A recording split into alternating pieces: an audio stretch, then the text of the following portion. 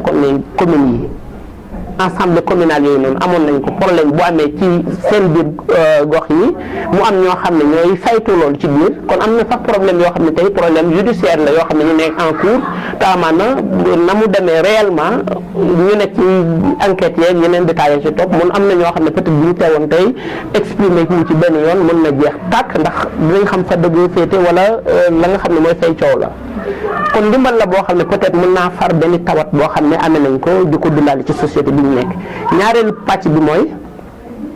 selon Afropolice lii booy xool gilet mandarga gilet pare-balles la mais du gilet pare-balles yi tenue la rek boo xam ne uniforme la bu ñu defar pour mënoon a mandargaal police bi dayoom ak yeneen mbir yi ci nekk ci biir loolu am na ay enquêtes yoo xam ne Afropolice da koy def ndax nit ki booy li ngay dund am na xam-xam yoo xam ne peut-être da nga ko ciy tirer da nga ko ciy am ci film yi nga xam ne maanaam mooy film yi mujjee ñëw ci jamono ji ñëw depuis 2000 ak léegi nii booy xool film bi ci gën a yéeme ci bi ñu gis ñun bokk na ci Afropolice de 24 heures chrono 24 heures chrono politique instant bi politique yi nga xam ne moom la ñuy doxal depuis 2001 ba léegi depuis 11 septembre ba léegi nii politique yooyu boo demaatee ci 24 heures chrono di nga ko gis. Pour éveiller leur intérêt en parlant des Salazar comme acheteurs potentiels. Si je convainquais les Salazar, la cellule antiterroriste pouvait s'emparer du virus au moment de la vente. Notre but était bien évidemment de retirer le virus du marché. Parce que, Monsieur le Président, il s'agit sans aucun doute de la menace la plus grave qu'on ait connue. Que le virus attaque un seul. am na ci ay film yu bëree bëri yoo xam ne xeetoon nañu moom village chute ñëpp gis nañ ko yeneen yi c'est parce que tey tawat gi am tax nañu bëree bëri scénario yooyu noonu ñu ngi koy gisaat ñu door a découvrir li cinéma doon wax nit ñi. Au décompte d'hier soir, on était monté à 5 décès et 32 cas. Et il y a un foyer d'infection dans une école primaire. Ça, c'est tout à fait le genre de choses auxquelles il faut vous préparer. Ça va faire un tapage énorme dans la presse. Quel est votre objectif de communication qui devra primer sur tout? Nous isolons les malades et plaçons en quarantaine ceux qui ont pu être exposés. Ouais, c'est ça. wax ni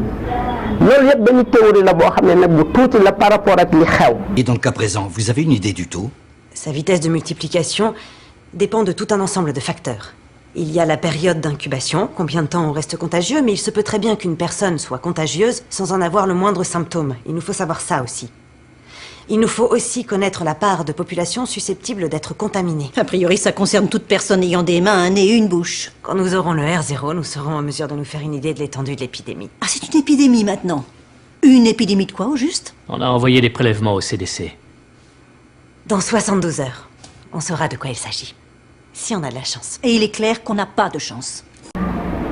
Yonent bi alayhi salaatu wa salaam maanaam ñun ay nitu diine lañu ñun dañoo am ngëm am na lu ñu gëm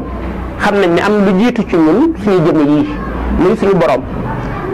yàlla dafa wàcce ay yonent yi ñëw am lu ñu indi Yonent bi alayhi salaatu wa salaam daf ne woon Masiixu Dajjal dina ñëw mujjub jamono def naa ci ay exposition yu bari xaw naa yéex sax ci liggéey yi par rapport ak moyens yi ñu am mais lu amoon solo la nit ñi jotoon ko tey ndax Masiixu Dajjal Yonent bi def ne dinañ dool bay laal asamaan daanaka benn béjjën lay am kanam gi yëpp bët lay doon dañuy bind alkaafir ci jëbi